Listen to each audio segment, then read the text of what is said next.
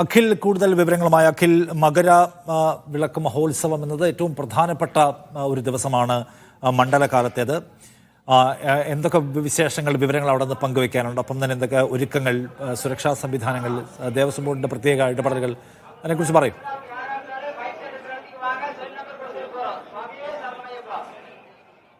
നിഷാദ് പറഞ്ഞതുപോലെ തന്നെ ശബരിമലയെ സംബന്ധിച്ചോളം ഏറ്റവും പ്രധാനപ്പെട്ട ഒരു ഉത്സവമാണ് മകരവിളക്ക് മഹോത്സവം എന്ന് പറയുന്നത്.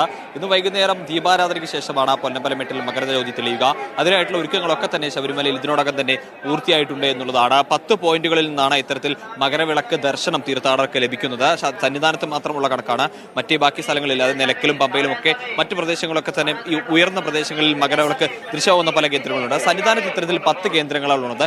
ഈ 10 കേന്ദ്രങ്ങളിലേക്കുള്ള എല്ലാ സുരക്ഷാ ക്രമീകരണങ്ങളും ഇതിനോടകം തന്നെ പൂർത്തിയായിട്ടുണ്ട്. ഇവിടെയൊക്കെ തന്നെ കൂടുതൽ പോലീസ് സേനകളടക്കമുള്ള ആളുകളെ നിയോഗിക്കാനുള്ള ഉദ്യോഗസ്ഥരടക്കം തന്നെ നിശ്ചയിച്ചിട്ടുമുണ്ട്. എന്തായാലും നിലവിൽ ഇപ്പോൾ ലാഹ നിന്നും ആരംഭിച്ചിട്ടുള്ള തിരുവാഭരണ ഘോഷയാത്ര അട്ടത്തോട് കഴിഞ്ഞ് ഇപ്പോൾ കാനനപാതയിലേക്ക്, പരമ്പരാഗത തിരുവാഭരണ പാതയിലേക്ക് കടന്നിട്ടുണ്ട്. ഇനി അതുവഴി എത്തി നീലിമലയിലേക്ക് എത്തും. തുടർന്ന് നീലിമലയിൽ നിന്നുമാണ് ശരംകുത്തിയിലേക്ക് എത്തുക. ഈ ശരംകുത്തിയിൽ വെച്ചാണ് ദേവസ്വം ബോർഡിന്റെ ഔദ്യോഗികമായ ഒരു സ്വീകരണം വൈകുന്നേരം 5 മണിക്ക് എക്സിക്യൂട്ടീവ് ഓഫീസറുടെ നേതൃത്വത്തിൽ നൽകുന്നത്. അത് കഴിഞ്ഞു കഴിഞ്ഞാലാണ് ഒരു 6 മണിയോടുകൂടി തന്നെ 18-ാം പടിക്ക്, 6:15 തന്നെ 18-ാം പടിക്ക് താഴെ എത്തുമെന്നാണ് മനസ്സിലാക്കാൻ സാധിക്കുന്നത്. നിലവിൽ പ്രതീക്ഷിക്കുന്നു അത്തരത്തിൽ തന്നെയാണ്.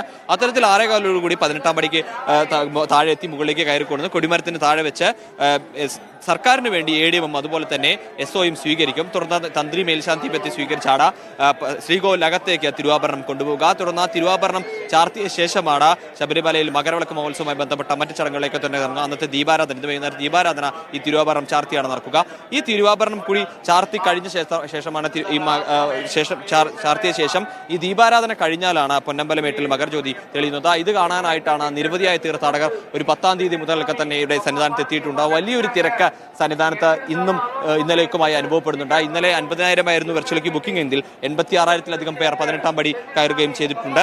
ഇന്നും സമാനമായ രീതിയിൽ രാവിലെ ഒരു തിരക്കുണ്ടായിരുന്നു. പക്ഷേ ഇപ്പോൾ ആ കാര്യങ്ങളൊക്കെ മാറ്റം വന്നു തുടങ്ങി. കാരണം പമ്പയിൽ നിന്നും രാവിലെ ഒരു 9-10 മണിക്ക് മുതൽ തന്നെ നിയന്ത്രണങ്ങളൊക്കെ തുടങ്ങിയിരുന്നു. അതുകൊണ്ട് തന്നെ ഇപ്പോൾ നടപ്പന്തലും അതുപോലെ തന്നെ നടപ്പന്തലിന് താഴെയുള്ള ഭാഗങ്ങളും ഫ്ലൈ ഓവറും ഒക്കെ അത്ര വലിയ തിരക്കൊന്നുമില്ല. വളരെ കുറച്ച് തീർത്ഥാടകർ മാത്രമാണ്. എത്തുന്നവർക്കൊക്കെ സുഖമായി ദർശനം നടത്തി പോകാനും സാധിക്കുന്നുണ്ട്. 11-ഓടുകൂടി പമ്പയിൽ നിന്നും തീർത്ഥാടകരെ കയറ്റിവിടുന്നതും അവസാനിപ്പിച്ചിട്ടുണ്ട്. എന്തായാലും ഇപ്പോൾ ഉച്ചപൂജയ്ക്ക് ശേഷം നടയടച്ചു കഴിഞ്ഞാൽ പിന്നീട് തീർത്ഥാടകർക്ക് മകരജ്യോതി ദർശനം കഴിഞ്ഞതിന് ശേഷം മാത്രമാണ് 18-ാം പടി കയറി മുകളിലേക്ക് എത്താൻ സാധിക്കുക. ഒരുപക്ഷെ ഇന്ന് തീർത്ഥാടകർ കൂടുതൽ പേർ ഈ പറയുന്ന ഫ്ലൈ ഓവറുകൾ ഉണ്ടെങ്കിൽ ഇവർക്ക് എല്ലാവർക്കും ദർശനം നൽകിയ ശേഷമായിരിക്കും ഇന്ന് നടയടക്കുക. അപ്പോൾ ഈ മണ്ഡലപൂജ സമയത്തൊക്കെ 1:30 വരെയൊക്കെ നീണ്ടിരുന്നു. സാധാരണഗതിയിൽ 1 മണിക്കാണ് നടയടക്കുന്നതിൽ ഒരുപക്ഷെ ഇന്നത്തെ തീർത്ഥാടകർക്ക് നൽകേണ്ട സാഹചര്യം ഉണ്ടായാൽ അവർക്ക് ഒരു 1:30 വരെയൊക്കെ തീർത്ഥാടകർ ഈ ഒരു നടയടക്കുന്ന കാര്യം നീട്ടുമെന്നാണ് മനസ്സിലാക്കുന്നത്. എന്തായാലും നടയടച്ചു കഴിഞ്ഞാൽ എന്തായാലും വൈകുന്നേരം ദീപാരാധന കഴിഞ്ഞ് മകരവിളക്കും കഴിഞ്ഞ ശേഷമാണ് തീർത്ഥാടകർക്ക് 18-ാം പടി കയറാൻ സാധിക്കുക എന്നുള്ള. അതിനുശേഷമാണ് ദർശനവും ലഭിക്കുക.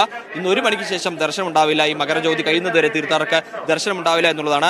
ഇന്ന് പതിവിൽ നിന്നും വ്യത്യസ്തമായി 5 മണിക്ക്, മറ്റു ദിവസങ്ങളൊക്കെ 3 മണിക്കാണ് നട തുറന്നിരുന്നെങ്കിൽ, ഉച്ചപൂജ നട തുറന്നിരുന്നെങ്കിൽ ഇന്ന് 5 മണിക്കാണ് നട തുറക്കുക എന്നുള്ളതാണ്. അതോടൊപ്പം തന്നെ ഏറ്റവും പ്രധാനപ്പെട്ട ചടങ്ങാണ് ശബരിമലയെ സംബന്ധിച്ചോളം ഈ മകരവിളക്ക് ദിവസം സംബന്ധിച്ച ഏറ്റവും പ്രധാനപ്പെട്ട ചടങ്ങാണ് സംക്രമ പൂജ എന്നുള്ളത്.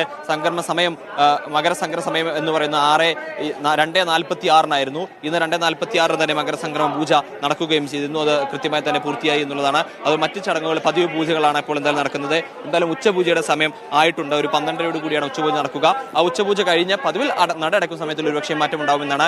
ഒപ്പം തന്നെ ഇന്ന് മറ്റൊരു ചടങ്ങ്, മകരവിളക്ക് കഴിഞ്ഞാലുള്ള ചടങ്ങ് എന്ന് പറയുന്നത് ഈ മണിമണ്ഡപം തുറക്കുന്നതാണ്. അയ്യപ്പൻ ശാസ്താവിൽ വിലയം പ്രാപിച്ച സ്ഥലമെന്നാണ് മണിമണ്ഡപത്തെ കുറിച്ചുള്ള വിശ്വാസം അല്ലെങ്കിൽ ആചാരം എന്ന് പറയുന്നത്. അപ്പോൾ അവിടെയുള്ള പൂജാതി കർമ്മങ്ങളും ഇന്ന് ആരംഭിക്കും. ഇന്ന് അവിടെ നിന്നും എഴുന്നള്ളത്തുണ്ടാവും. ഈ എഴുന്നള്ളത്ത് കഴിഞ്ഞാലാണ് ഹരിവരാസന പടി നടയടയ്ക്കും. പതിവിൽ നിന്ന് സമയത്തിൽ നിന്ന് വ്യത്യസ്തമായി എഴുന്നള്ളത്ത് കഴിഞ്ഞാൽ നടയടയ്ക്കുമെന്നാണ് മനസ്സിലാക്കാൻ സാധിക്കുന്നത്. എന്തായാലും ഇപ്പോൾ നിലവിൽ തീർത്ഥാടകർ പ്രവാഹം രാവിലെ മുതൽ തുടർന്ന പ്രവാഹം ഇപ്പോൾ ഇല്ല എന്നുള്ളതാണ്. നമുക്ക് ഈ 18-ാം പടിയിലെ ദൃശ്യങ്ങളിലേക്കൊക്കെ ഒന്ന് പോയാൽ തന്നെ കാണാൻ സാധിക്കും. അത്ര വലിയ തിരക്കൊന്നുമില്ല. വളരെ ചുരുക്കം ആളുകൾ മാത്രമാണ്. വളരെ സുഗമമായി അവർക്ക് എല്ലാ പടികളും തൊഴുതുകൊണ്ട് ഇത്തരത്തിൽ 18-ാം പടി കയറി വരാൻ സാധിക്കുന്നുണ്ട് എന്നാണ് നമുക്ക് ദൃശ്യങ്ങളൊക്കെ തന്നെ മനസ്സിലാക്കാൻ സാധിക്കുന്നത്. ഇത്തവണ 2800 പോലീസ് ഉദ്യോഗസ്ഥരെയാണ് ഈ മകരവിളക്ക് മഹോത്സവവുമായി ബന്ധപ്പെട്ട സന്നിധാനത്ത് മാത്രമായി വിന്യസിച്ചിട്ടുള്ളത്. വിന്യസിച്ചിട്ടുള്ളത്. ഈ പോലീസ് ഉദ്യോഗസ്ഥർക്ക് പുറമെ NDRF-ഉം അതുപോലെ തന്നെ സ്പെഷ്യൽ കമാൻഡോ ഫോഴ്സ് അടക്കമുള്ള IRB തുടങ്ങിയ കേന്ദ്രസേനകളടക്കം ഇത്തരത്തിൽ ശബരിമല സന്നിധാനത്തിന്റെ മകരവിളക്ക് ഉത്സവവുമായി ബന്ധപ്പെട്ട സന്നിധാനത്ത് ക്യാമ്പ് ചെയ്യുന്നുണ്ട്. അത്തരത്തിലുള്ള അവരുടെ സേവനങ്ങളൊക്കെ ഈ ദിവസങ്ങളിൽ ഇവിടെ ലഭിക്കും എന്നുള്ളതാണ്. അതോടൊപ്പം തന്നെ മറ്റൊരു പ്രധാനപ്പെട്ട കാര്യം എന്ന് പറയുന്നത് തീർത്ഥാടകർ കഴിഞ്ഞ ദിവസങ്ങളൊക്കെ പറഞ്ഞിരുന്ന ബുദ്ധിമുട്ടായിരുന്നു ഈ കഴിഞ്ഞ വർഷങ്ങളൊക്കെ ഈ ഭക്ഷണം ലഭിക്കുന്നതുമായി ബന്ധപ്പെട്ട്. അപ്പോൾ ഇത്തവണ അതിനുവേണ്ടി പ്രത്യേകം അന്നദാനം, അതായത് പതിവ് അന്നദാനത്തിന് പുറമെ അന്നദാന മണ്ഡപത്തിൽ നൽകുന്ന പതിവ് അന്നദാനത്തിന് പുറമെ ഇത്തവണ പ്രത്യേകമായി പാണ്ടിത്താവളത്തിൽ, അതായത് മകരവിളക്ക് ജ്യോതി ദർശനത്തിന് ഏറ്റവും കൂടുതൽ ആളുകൾ തമ്പടിക്കുന്ന ഒരു സ്ഥലമാണ് പാണ്ടിത്താവളം. ഈ പാണ്ടിത്താവളത്തിൽ പ്രത്യേകമായ ഒരു അന്നദാനം കൂടി നൽകാൻ ദേവസ്വം ബോർഡ് എന്തായാലും തീരുമാനിച്ചിട്ടുണ്ട്. നിലവിൽ ഇതുവരെയുള്ള ദേവസ്വം മന്ത്രി അടക്കമുള്ളവരുടെ നേതൃത്വം രാവിലെ തന്നെ ഇവിടെ ഉണ്ടായിരുന്നു. അതുപോലെ തന്നെ സംസ്ഥാന ADGP, അതായത് ശബരിമലയുടെ ചുമതല ADGP MR അജിത് കുമാർ ഇവിടെ എത്തിയിട്ടുണ്ട്. അതുപോലെ IG സ്പർജൻ കുമാർ തുടങ്ങിയ ഉന്നത പോലീസ് ഉദ്യോഗസ്ഥരടക്കം എല്ലാവരും സന്നിധാനത്ത് സന്നിഹിതരാണ്.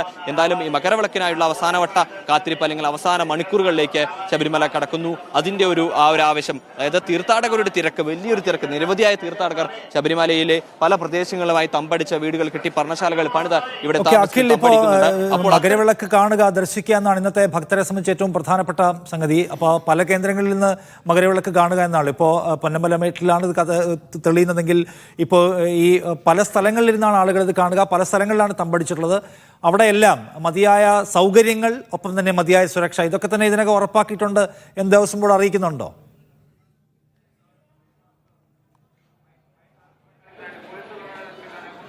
നിഷാദ് പറഞ്ഞതുപോലെ തന്നെ സന്നിധാനത്ത് 10 കേന്ദ്രങ്ങളാണ്. അതായത് നമ്മുടെ പാണ്ടിത്താവളം എന്ന് പറയുന്ന സ്ഥലത്ത് 2-3ലധികം കേന്ദ്രങ്ങളുണ്ട്. ഇത്തരത്തിൽ ദർശനം ലഭിക്കുന്ന സ്ഥലങ്ങളുണ്ട്.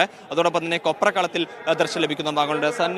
ശ്രീകോവിലിന് കിഴക്ക് വശത്തായിട്ടുള്ള മലയിലാണ് ഈ പൊന്നമ്പലമേടുള്ളത്. അതുകൊണ്ട് തന്നെ ആ വശത്തേക്ക് ദർശനം ലഭിക്കുന്ന, അല്ലെങ്കിൽ ഈ പറയുന്ന മലകളുടെയും കാടിന്റെയും ഒക്കെ മരങ്ങളുടെയും ദൃശ്യം മറയ്ക്കാത്ത സ്ഥലങ്ങളിൽ നിന്ന് കൃത്യമായി ദർശനം ലഭിക്കുന്നുണ്ട്. ആ സ്ഥലങ്ങളിലൊക്കെ തന്നെ ഇതിനോടകം തന്നെ പോലീസ് ഉദ്യോഗസ്ഥരെ വിന്യസിച്ചിട്ടുണ്ട് എന്നുള്ളതാണ്. അവിടെ ബാരിക്കേഡുകളടക്കം ഉള്ള കാര്യങ്ങൾ സ്ഥാപിച്ചിട്ടുണ്ട്.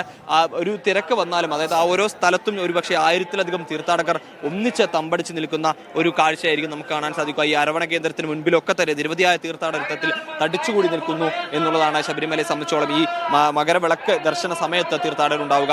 അപ്പോൾ അതിനുവേണ്ടിയുള്ള മുന്നൊരുക്കങ്ങളൊക്കെ തന്നെ ഇതിനോടകം തന്നെ പൂർത്തിയാക്കി. സംസ്ഥാന പോലീസ് മേധാവി കഴിഞ്ഞ ദിവസങ്ങളിൽ ഇവിടെ എത്തിയപ്പോൾ ഈ സ്ഥലങ്ങളൊക്കെ തന്നെ എത്തി പരിശോധന നടത്തിയിരുന്നു. അതോടൊപ്പം തന്നെ പമ്പയിലും നിലയ്ക്കലും സമാനമായ സ്ഥലങ്ങളിൽ ഇത്തരത്തിൽ ഉയരം കൂടിയ ഈ ദർശനം സാധ്യമാവുന്ന ഒരുപാട് കേന്ദ്രങ്ങളുണ്ട്. അവിടെയൊക്കെ തന്നെ സുരക്ഷാ സേനകളെ വിന്യസിച്ചിട്ടുണ്ട്. അവിടെ കൂടുതൽ സുരക്ഷാ സംവിധാനങ്ങൾ ഒരുക്കിയിട്ടുണ്ട് എന്നുള്ളത് തന്നെയാണ്. എന്തായാലും തീർത്ഥാടകർക്ക്, അതായത് ഈ ശബരിമലയെ സംബന്ധിച്ചോളം നമുക്കറിയാം ഇതൊരു കാനന ക്ഷേത്രമാണ്. പല തീർത്ഥാടകരും ഇതിനോടകം തന്നെ ഈ കാടുകളിലടക്കമാണ് പർണശാലകൾ പണിഞ്ഞ് കഴിയുന്നത്. പക്ഷെ അവിടെയൊക്കെ തന്നെ കൃത്യമായി പുല്ലുമേട്ടിൽ വലിയ തോതിലുള്ള ആളുകളുടെ സഞ്ചയം ഉണ്ടാവാറുണ്ട് എല്ലാ വർഷവും. പുല്ലുമേട്ടിലിരുന്നാലും ഇത് കാണാമല്ലോ. അപ്പോൾ പുല്ലുമേട്ടിലും ഈ നിരക്കുള്ള സൗകര്യങ്ങളിൽ അതിൻ്റെ സുരക്ഷയുണ്ട്.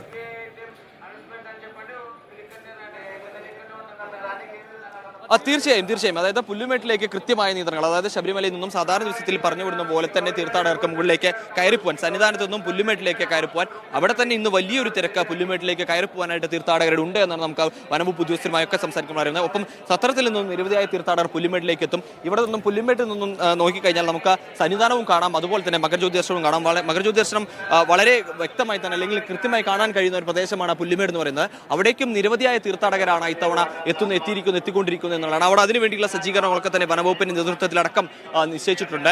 ഏതായാലും വനംവകുപ്പുമായി മനസ്സിലാക്കാൻ സാധിക്കുന്ന ഈ പാസ്സുള്ള തീർത്ഥാടകരെ, അതായത് സത്രത്തിൽ നിന്നും ശബരിമലയിലേക്കായി പാസ് എടുത്ത് കയറും എന്നുള്ള തീർത്ഥാടകരെ മാത്രമേ മകരജ്യോതി ദർശനം കഴിഞ്ഞാൽ താഴേക്ക് കൊണ്ടുവരുള്ളൂ. അല്ലാത്ത ആളുകൾ തന്നെ, ഇവിടുന്ന് കയറിപ്പോയ ആളുകളായാലും അല്ലാതെ സത്രത്തിൽ നിന്ന് വന്ന ആളുകളായാലും തിരികെ ശബരിമലയിലേക്ക് സന്നിധാനത്തേക്ക് എത്താതെ സത്രത്തിലേക്ക് മടങ്ങി പോകണം എന്നുള്ളൊരു കാര്യമാണ് വനംവകുപ്പ് ഉദ്യോഗസ്ഥരടക്കം പറയുന്നത്. അവർക്കും അവരെ മാത്രം കൂട്ടിക്കൊണ്ടുവരികയുള്ളൂ എന്നുള്ള കാര്യമാണ് അറിയിച്ചിട്ടുള്ളത്. എന്തായാലും കാരണം നമുക്കറിയാം ഈ പുല്ലുമേട് കാനനപാത എന്ന് പറയുന്നത് ടൈഗർ റിസർവ്, പെരിയാർ ടൈഗർ റിസർവിന്റെ ഏറ്റവും കോറായിട്ടുള്ള ഏരിയയിലൂടെയാണ് കടന്നു വരുന്നത്. അപ്പോൾ രാത്രിയുള്ള അതുവഴി ഒരു വലിയ പരിമിതി കൂടുതലുള്ള തീർത്ഥാടകരെ താഴേക്ക് കൊണ്ടുവന്നാൽ അത് വലിയ ബുദ്ധിമുട്ട് അല്ലെങ്കിൽ വലിയ പ്രയാസം തന്നെ നേരിടേണ്ടി വരും. അതുകൊണ്ട് തന്നെയാണ് ഇത്തരത്തിലൊരു നിയന്ത്രണം വനവകുപ്പും ഏർപ്പെടുത്തിയിരിക്കുന്നത്. പുല്ലുമേട് കാനനപാതയിലും നിരവധിയായ തീർത്ഥാടകരാണ് ഇതിനോടകം തന്നെ എത്തിയിരിക്കുന്നതെന്നാണ് നമുക്ക് മനസ്സിലാക്കാൻ സാധിക്കുന്നത്. അവിടേക്കും കൃത്യമായി തന്നെ, അത് ഇടുക്കി ജില്ലയുടെ ഭാഗമായിട്ട് വരുന്നതാണ്. ഇടുക്കി റേഞ്ചിന്റെ കീഴിൽ വരുന്ന സ്ഥലമായതുകൊണ്ട് തന്നെ ഇടുക്കിയിൽ നിന്നുള്ള പോലീസ് സേനാംഗങ്ങളെയും അവിടെ കൃത്യമായി വിന്യസിച്ചിട്ടുണ്ട്. നമ്മൾ നേരത്തെ പറഞ്ഞ പോലെ തന്നെ 1000 പോലീസുകാരെയാണ് അധികമായി ഇത്തവണ ഇടുക്കി, ഈ പറയുന്ന വണ്ടിപ്പെരിയാർ, അതേപോലെ പമ്പ, നിലയ്ക്കൽ തുടങ്ങി പത്തനംതിട്ട തുടങ്ങിയ എല്ലാ കേന്ദ്രങ്ങളുമായി അധികമായി 1000 പോലീസുകാരെയാണ് ഇത്തവണ വിന്യസിച്ചിട്ടുള്ളത് എന്നുള്ളതാണ്. പതിവുള്ളതിനേക്കാൾ കൂടുതലായി 1000 പോലീസുകാരെ വിന്യസിച്ചിട്ടുണ്ട്. അപ്പോൾ ഇത്തരത്തിൽ ശബരിമല സന്നിധാനത്തിന് മകരവിളക്ക് മഹോത്സവമാണ്. കെ അഖിലാണ് വിവരങ്ങൾ നൽകിയത്.